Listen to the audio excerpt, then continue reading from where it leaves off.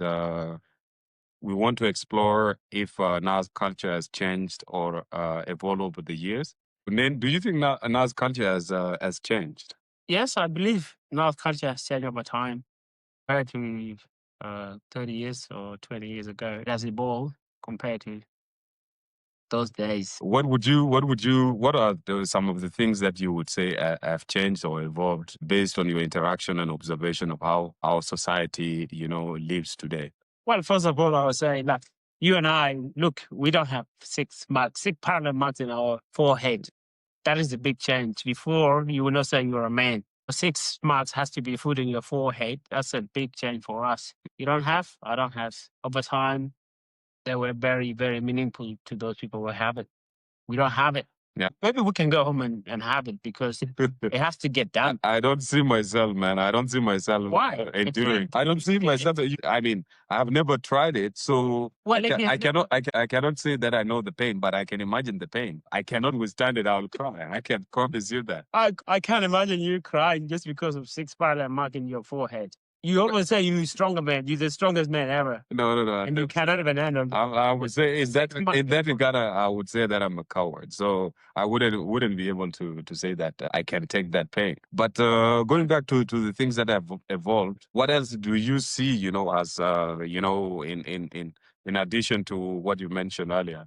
I believe marriage has changed. Our community is more welcoming when you go outside our community and bring some of your love for either a woman or a man. It has changed and families are more welcoming. The definition is that you have to marry within that local region. If you have Shuluk next to you, maybe you welcome. If you have another one, yes. But so basically, what you're saying is that Nas Nuer people are more open to getting married to other, ethnic group. For example, Shiluk, Dinka, Equatorian, other communities, including also other Africans and other people from outside Africa as well. Is this what you're saying? Yes, that's what I'm saying, because there's more education, more knowledge of people that exist. Because when we used to be in the village, we never know. We have never gone far away. So we don't even know what's happening on the other side. So you look in this small area where everyone know each other. Yeah. But would you consider this as a positive change or as a negative change that we are now accepting people from other cultures? Because as Nuer, we always think that our culture is very superior, and in some cases, I would say we look down on other people because we consider their culture to be inferior to ours. So would you consider this change as a positive one or a negative one? I don't think if we look down on any culture, it's just that we're proud of what we are, who we are, the culture that we have. It's not because we look down on other people. Whatever they do is not part of our business, but we respect them. Okay. And then in terms of now, for example, we talk about marriage, we talk about people not getting marks anymore. Even though for me, I admire those who endure that kind of pain. My father has 6. I want to go through that because I'm tired, because people are calling me I'm a boy, I'm not a man. I want to be a man. If it's only because I really want to be a man. I accept to be a boy. Huh? So you're a boy, just accept. They say that a man is the heart. So I believe my manhood is in my heart. It's not going to be a physical pain. But I wanna dive deeper into the things that have changed, because also Nuer people, in the past we were cattle keepers. We did a little bit of fishing, and we did some farming. During the rainy season. What else do you think in terms of economic activities that we've learn from other people, having interacted with people? Because I believe that now, in the current moment, our people are engaged in activities in trade and etc. What would be other economic activities that you think our people have adopted from exchanging with other societies? I would say what Nuer people have learned is those who have opportunities to go in the cities, like those who goes to Ethiopia, Kenya, Uganda, they have learned about interacting with other cultures. But those people were still back home. They still have that mentality and that culture oriented within that region. It has been difficult for the people who are in the Eastern Africa or from the other side of the world to go back home and actually practice what they have learned. It has been more than difficult, but they are very passionate about their culture. They continue with it. They still practice it. Children are learning it. Those who were born outside the country, they're learning it. But you see, for example, when we talk about culture, language is a very important aspect of culture. But these days, you and I speaking in English. I don't know. I mean, speak Nuer if I decide to. No, I mean, but I'm just saying, I'm just mentioning it. But we need to promote our language. We need to speak Nuer to our children and our friends. But our people that are currently living in far flung countries, Europe, in North America, and in Australia, do you think they're still maintaining this cultural expectation, at least the positive parts of it, like language, dressing, respect, and this kind of stuff that we would consider positive parts of our culture? Do you think they're still practicing this part of our culture? Yes, they still practice those type of cultural activities, especially dancing. A lot of YouTube videos, people are watching. They've never seen it, but they watch it from YouTube.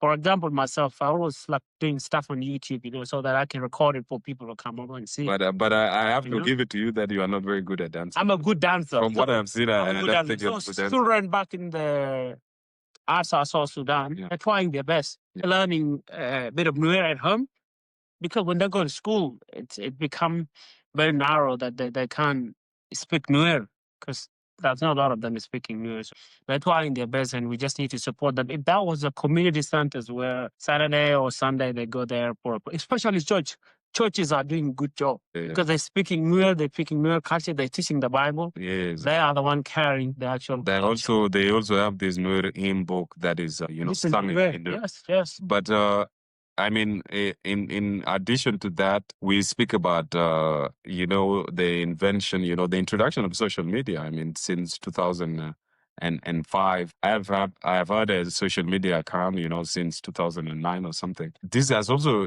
influenced in both aspects, in both negative and positive, because we are able now to exchange with people that are far away from each other.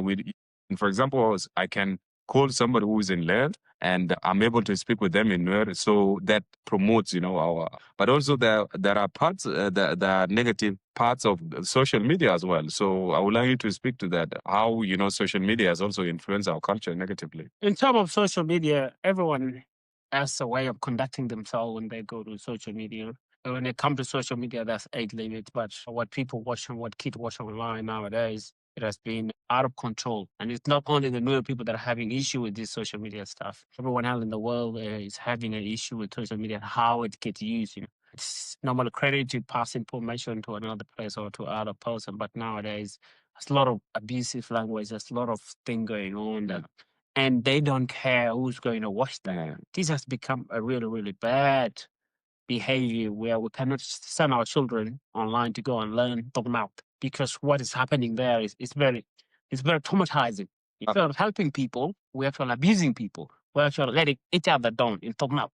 So this type of behavior needs to stop, and that's not the use of social media. We need to calm down and sit down again and understand why these tools are used for people to communicate, not to abuse each other or not to let each other down. It's used for educational purpose. It's used to reach people who are far away from us. So I feel that the Nile community, they're not aware of the rules against the social medias and the thing that they put out there. I think we can say that some people are aware and some are not aware. Especially, there is need to moderate. There need to moderate, what is being shared, as you mentioned, what is consumed by children on social media.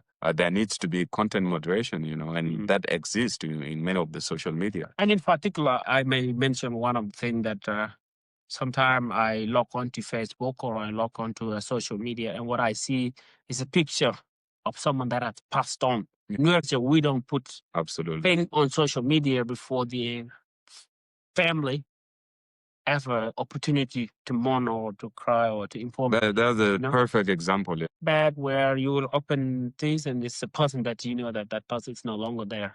That break heart. Imagine you driving a car, or maybe you're flying an aircraft and maybe you're trying to look for that and you saw a key person that means something to you. That's passed on, and that's how you receive that information. So those are the way I think maybe we may not be able to use social media like that. We have to think about what we do there. Absolutely. We have to think twice. And also, we ought to give some advice to the young generation on how to use social media, because it's not everything. I mean, most of these social media are meant, for monetary purposes. So people need to use them properly to use them for communication and also to exchange on some of the events that are happening around the world, news, etc. So for me, would you say that us as Nuer people, are we very? Would you consider Nuer people as because in some instances, I've seen some anthropologists, they've done, the research about Nuer people. Most of the research that was done in the 60s, in the 19th century was very positive in most cases because they consider us egalitarian people, welcoming. But some parts of news and writing these days in the past 20 years or so are considering Nuer to be violent people, to be unwelcoming, like prone to violence. How do you, in your experience? 'Cause I mean, you and I, we lived in the village a bit, and we know how our people used to live. How would you consider Nuer people in that regard? Would you consider Nuer people as very generous, welcoming, sociable? How do you see that? In terms of generosity for the near people, the people I met, the family that I go and visit, I have never encountered any issues. Yeah. I've always been feeling at home, Yeah. being welcome, regardless of the location. Could Yeah. be an event, Yeah. could be in public, could be anywhere. Yeah. I have never felt that I was never welcome or I was mistreated. That thing's still there. Yeah. They'll give you food, they'll give you water, they'll give you whatever you want. Yeah. So what's happening now is that real people are not being understood well. Yeah. Get issue because they have anger Yeah. in their heart Yeah. because they want something to be changed, Yeah. but that thing is not changing. There's a lot of division that's coming outside. Yeah. I would not say that Nuer people are people of anger. Yeah. We are confident. We can wait. We cool down. We cool down. But if it goes on for a long time, then we'll react. And Yeah. when we react, that's it. That's what I mean, that is it's very common, with the communities that are very pride driven. I always say that Nuer are more warriors than people who are violent. We just we like to live with people. We like to live with people until we feel like our pride has been, insulted, or people do not respect us. For example, I can go to Gambela, I can go to Akobo, I can go to Nasser, I can go to my wood, I can go to And you still be welcome. Bentiu and Yes. Unity State. As long as I speak Nuer, myself, I've done this. I've traveled all over South Sudan, particularly in the 16 counties of Nuer. And every time I spoke to somebody in Nuer, it was always, there was the feeling that came out of it, and people feel happy, that they see somebody who communicates with them in their language. And I always feel welcome. People always say, okay, come, stay with us, let's chat, let's exchange, we want to know about how people are living in Unity State, where I'm from. So I agree with you that there is a misunderstanding because of, maybe people are using, recent historical events since 2013, where there has been a violent conflict in the country in South Sudan, that people are using this to describe Nuer. But I don't think if you can describe people with a duration of conflicts or a civil war going on, people are different and the community are different. So I think Nuer people are very generous people. Yeah. They're very welcoming people. They care. And when someone get hurt, they also get hurt. And, they can fight, but if they beat that person, then next minute they go wake that person up and say sorry, No, I know exactly. I couldn't agree more with what you mentioned. So, I mean, in terms of culture as well, we talk about marriage these days. I mean, we talked about it before in our previous episode, but marriage, as you mentioned earlier, has changed so much as well. I mean, these days, dowry, which is, what would be, what is called bride wealth in other culture, where, a man pays bride wealth. In Nuer culture is by paying cattle, cows, foods, sheep, etc. The price for bride wealth has increased, and many of us have been priced out that we will not be able to. We would not be able at current market rate. We would not be able to manage to pay that amount of money. So that is also a notable change in my opinion, and I've observed it in many places. Also, how families are. I mean, families these days that are smaller families in your culture. I mean, education and access to contraceptives have changed also households. Like now, these days, for example, my father had 5 wives. I don't know. Well, how many did your father have? 3. So, but if you see today, I mean, many of our colleagues, friends have only married one. So there's also a big change, isn't it? Yes, marriage the sizes of not going harder has been a very positive change within the community. At least you can look after your family and get a good education and give them good life. Travel around the world and see how the world is doing. And what about social etiquette? Culture before, for example, as a man, you meet your mother-in-law. If you meet your mother-in-law on the road in the past, I remember, or I was taught that if you see your mother-in-law, you need to change your route. This is it. Is it still happening now? Yes, you have to divert. You have to go the opposite way or make sure that you do your magic. Yeah. Because mother-in-law, it's your father-in-law can be your friend. Yeah. But your mother-in-law is different. Yeah. Because basically, your mother-in-law, it's the last person to go and cross the line with. But with your father-in-law, you can cross line. You're going to the war, you can go together, and you probably be on the same line and make sure you look after them. But as you said, seeing your mother-in-law coming, you need to share roots for sure. So I mean, and you never touch her hand. Cannot say mother. No, Cannot do that. exactly. This is something that I remember, and I think, I mean, I in the future, I mean, I don't know what will happen, but I think many of our friends, I don't know, this all is consciously coming to your mind that you need to be careful who you greet. Yes, because it will come back to you. When you're getting married, all those type of things will come back. Yeah. You remember the last time you said hello to my hand at church? Yeah. What happened? The good thing about New Year is that you can always say sorry. Man, you didn't mean to do. But you can say sorry, but you have to compensate. You have to pay a cow to compensate. That's okay. That's why the cows are actually increasing nowadays because we do a lot of mistakes. The cows are going to 200 because we do a lot of mistakes. Sometimes you go wherever and you just drink any water. Yeah. You got to be careful of what water you drink, and where you drink it from. Yeah, exactly. No, I mean, there's a lot of, and we talked about it in before. In Nuer culture, there's a lot of things that are very specific that we know. We are taught from a young age. X, Y, Z. You shouldn't do this. You should do. But I think in order for us to promote our culture and also especially our language, Naath, what do you think we can do, for to be able to support, the upcoming generation to be able to uphold the language? Because we are not a lot of people. I mean, we're like 3 million people. So if we're not careful, we could lose our language in the next 100 years. And actually, our language has been categorized as one of the endangered 100 languages in the world. So if we're not careful, we might lose our language in the next 100 years. So what do you think we can do to be able to promote Nuer language for the upcoming generation? I think we need to do the teaching. We need to make sure we pass all these things to our young generation. Yeah. A young lady will not know that how to sit. At home, how they taught them how to sit properly. They know them. They teach them how to sit. What about a man? Do they teach a man how to sit? Yes, doesn't get taught how to sit, but how to hold a spear. Yeah. Teach them how to hold a spear. So we need to teach our children how to actually do the fundamental, the simplest thing. So in your what you're saying, if I get it correctly, is that we need to teach the upcoming generation. Yes, but we need.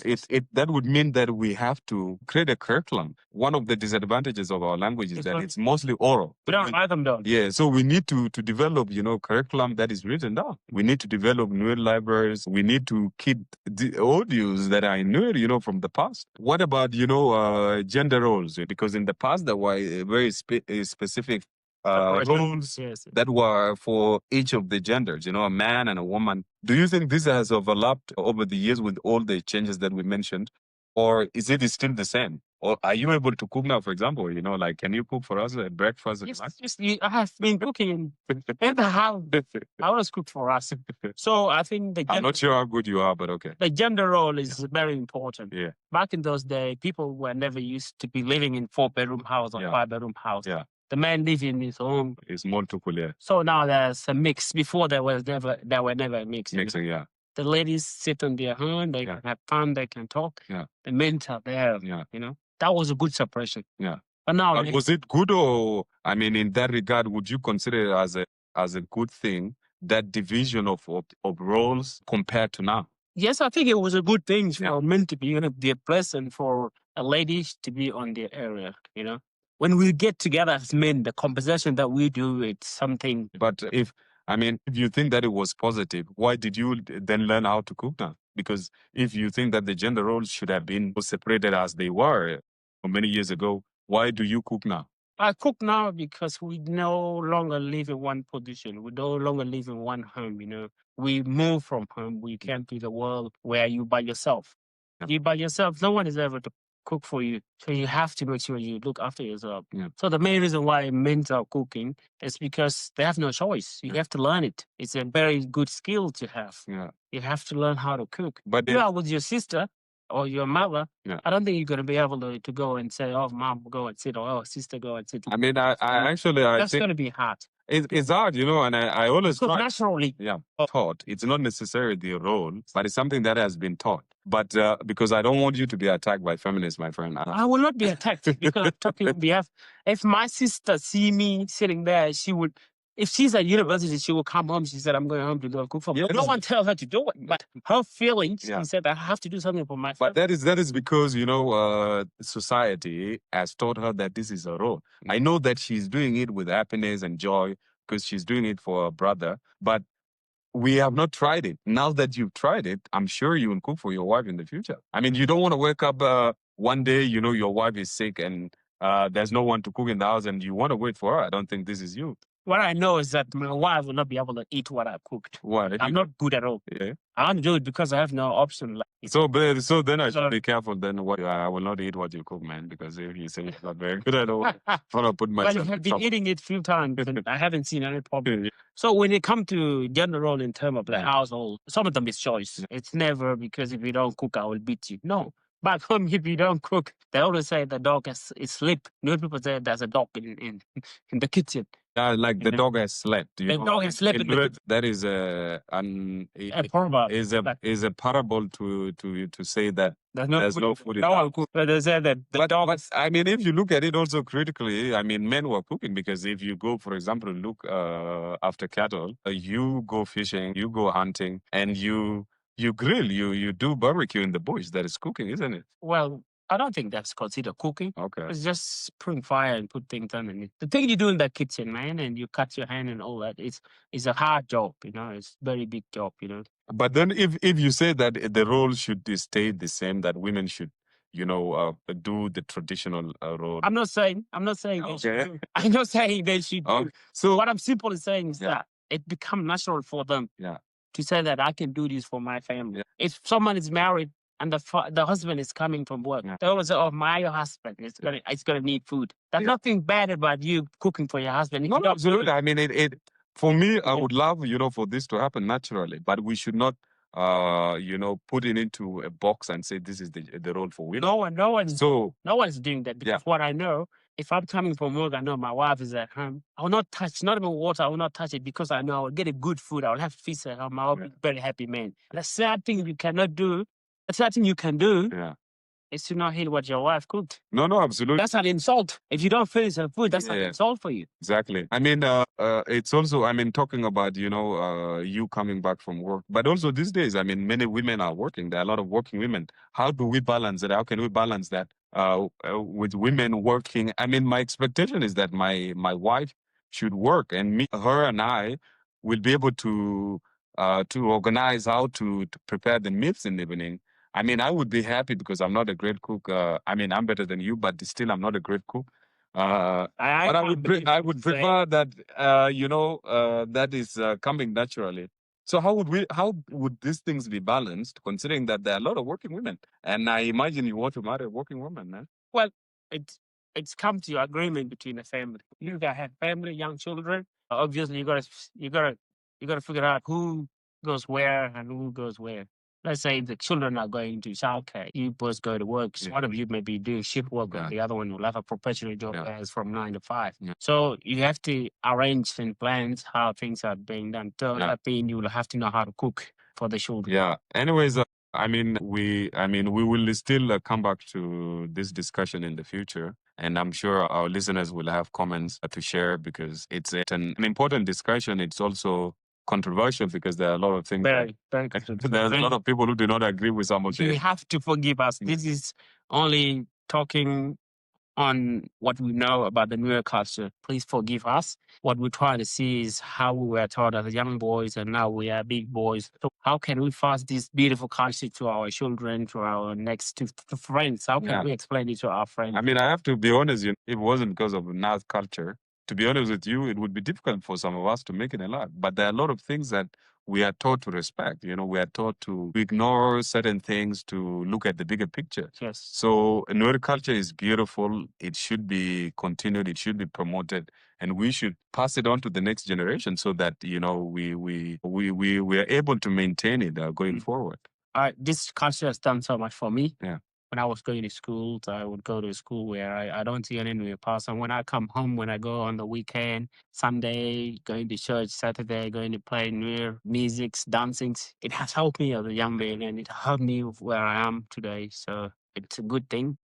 I think we're very lucky. Quite to learn it. We are very privileged to have the opportunity to learn Nuer culture still among the Nuer. I mean, we had at some point in our life, we had to transition to a lifestyle or, residing in places where there are very few Nuer. I mean, we try to speak to each other in Nuer language from time to time, but there are many people who do not have the privilege to be able to communicate. You and I, we talk every day in Nuer, but there are a lot of people that do not have the same privilege. So we need to be able to work hard to promote our language and to keep it, alive for the future. So thank you very much for this session. I think we have talked a lot about a lot of issues that are important to us. We hope that our listeners, will enjoy this show. We wanted to make it as simple and fun as possible. I still have challenge for you. Yeah. You still have to get your 6 mark. 6 parallel marks. Okay. One question I haven't understand. Why do they make it 6 marks? Is it because their head is small or is it because where does this number 6 come from? But I thought you were the expert in the marks. I wasn't the expert, but I always wanted to get them. So I will get them. from what I've heard, the 6 marks symbolize, certain stages in life. I'm not. No, why? Why are they 6? Why number 6? This is what I'm saying, that they symbolize 6 aspects of a man's life in Nuer culture, but I don't know what exactly. I think we need to recite So that. this is something that this is the homework for you and I, and also for our listeners, that we need to know why 6. What I know is that sometimes, if, for example, if you're my elder brother and I get the 6 months before you would be given 7 as a sign that you're older than me. This I know because one of my brothers had to go through this because he was in Khartoum for many years and he came back and his younger brother had gotten, the mark. So he had to get 7 to symbolize that he was older. So this is something that we need to check on and research about. But I guess we'll have to stop it here for in respect for time. So thank you very much. Thank you, sir. I enjoyed this session very much. Thank you very much, dear viewers, and we hope you like it and share your comments as usual.